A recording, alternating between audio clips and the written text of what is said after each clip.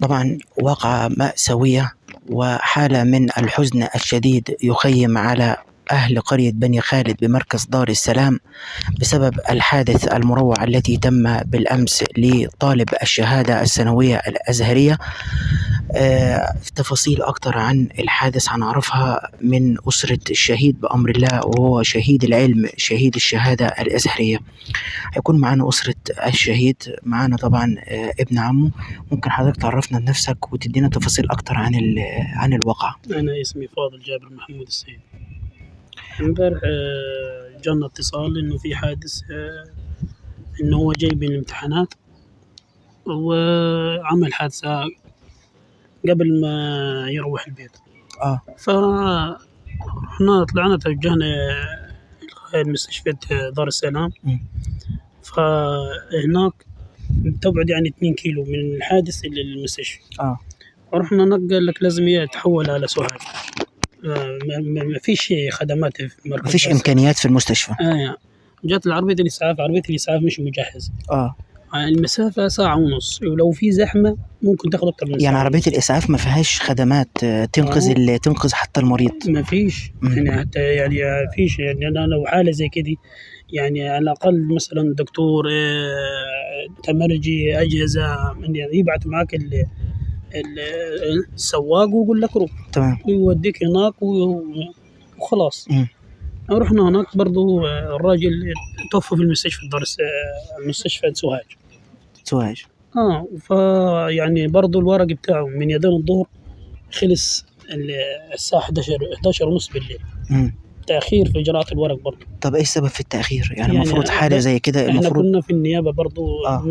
رجعنا من سوهاج ورحنا النيابة مركز دار السلام. قال لك لازم يبعت إشارة من سوهاج. طيب بعثوا إشارة من سوهاج على المركز، عملنا المحضر في المركز. قال لك لازم تطلع بالمحضر على النيابي. رحنا من النيابي لازم يبعث له إشارة برضو، يعني ياخذ الإشارة من هنا يوديها سوهاج ويرجع بها تاني. تمام. فالإجراءات برضو تأخرت يعني شوي. بس يعني الشكر يعني الكبير اللي دوسيت الدكتور ووكيل الوزارة ومشايخ الأزهر. في حد يعني حضر من المنطقة الأزهرية؟ الشيخ أبو الوفا. فيعني الصراحة يعني هم الشكر الجميل يعني برضو يعني الجماعة جو عزوا هني وجونا ومن جميع المشايخ بتوع الأزهر جو هني خذوا الواجب وتوكلوا على الله. دفن الساعة كم؟ الساعة 2:30 بالليل.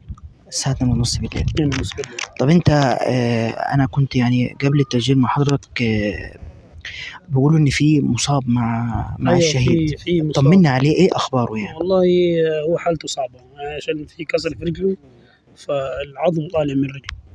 فعملوا له عملية بعد الفجر لغاية الصبح في المستشفى الجامعي. ويعني حالته صعبة البقاء لله. البقاء لله. احنا بس نطالبوا أهم حاجة يعني المستشفى دار السلام يعني تبقى فيها خدمات، يبقى في خدمات عشان متاحة. الطريق دي أصلا بتبقى فيها حوادث كتير. طبعا طريق سريع. الخط رايح جاي مع بعضه.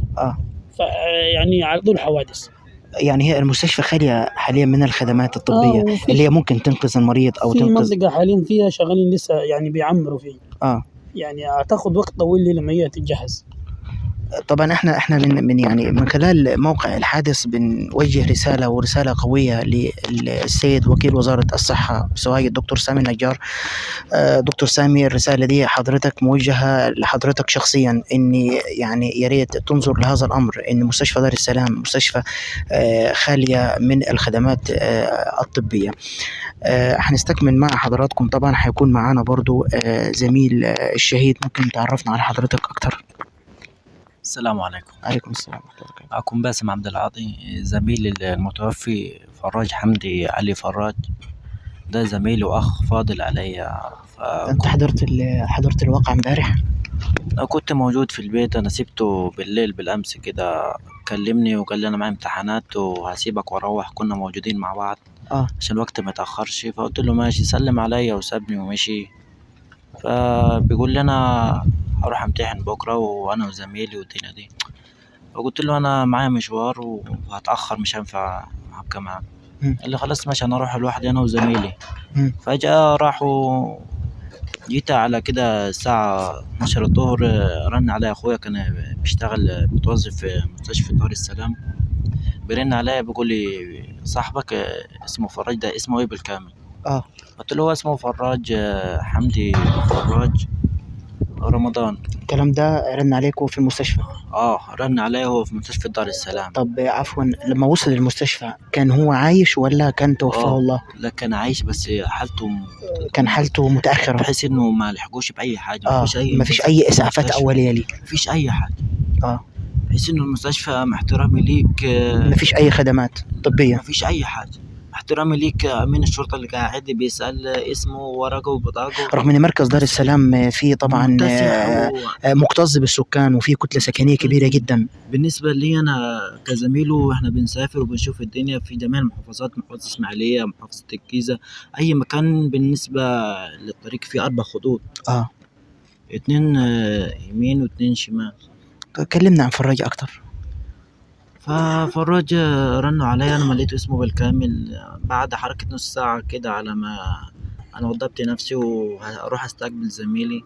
رن علي أخويا قال لي البقاء لله زميلك اتوفى.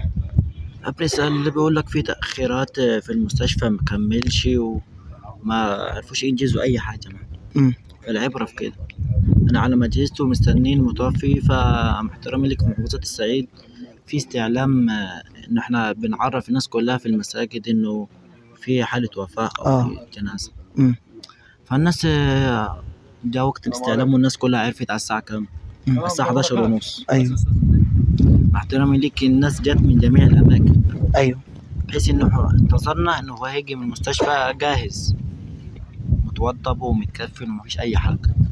والناس جت من جميع الأماكن. كان في حضور طبعا من المنطقة الأزهرية. المنطقة الأزهرية أنا بنشكرهم كلهم جدا. الناس وقفت وقفة حلوة يعني، وحضروا واجب العزاء وأدوا واجبهم أثناء الجنازة وأثناء الوقفة وأثناء في المستشفى. بالنسبة ليهم هم أنجزوا إنجاز جامد. أنا مش عايز أثقل عليكم أكتر من كده، علشان خاطر طبعا في طبعا ناس بتيجي تعزي. إحنا بنكرر عزائنا لحضراتكم، البقاء لله. وإن شاء الله طبعا هو شهيد العلم وشهيد الأزهر. ربنا يشفي زميلنا ويشفى عن المصاب، وإن شاء الله نطمن إن شاء الله. وإحنا من خلال هذا الموقع من داخل قرية بني خالد بنوجه رسالة أخرى قوية للدكتور سامي النجار وكيل وزارة الصحة بمحافظة سوهاج. الرجاء يا معالي الدكتور الاهتمام بمستشفى دار السلام، لأن دار السلام من المراكز الكبيرة والمكتظة بالسكان. كنا معكم من موقع. اتفضل. يعني التجهيز ده يعني تبقى في عربيات إسعاف مجهزة بس. يعني عارف لو في عربيات إسعاف مجهزة، يعني عربيات الإسعاف برضو لما يكون في دكتور أو يعني تمرجم مع الحالي، إسعاف الحالي إسعاف الحاجة الأولوية يعني المستشفى ممكن تاخد وقت على ما تتجهز. فهمت علي؟ يعني يوميا الحوادث دي. فلو في حتى لو على الأقل إسعاف مجهزي، يعني مع الباب أنت تروح الحالة ممكن في حالة تانية جاية غيري. إن شاء الله يعني إن شاء الله الصوت يوصل للمسؤولين، وأنا على ثقة بالله إن بأمر الله يعني برضو محدش هيتأخر من المسؤولين في واقع زي كده إن شاء الله. يعني شكر للمشايخ الأزهر. إن شاء الله البقاء لله، وربنا يجعلها آخر الأحزان. كنا معكم من داخل قرية بني خالد. شكرا لكم والسلام عليكم ورحمة الله وبركاته.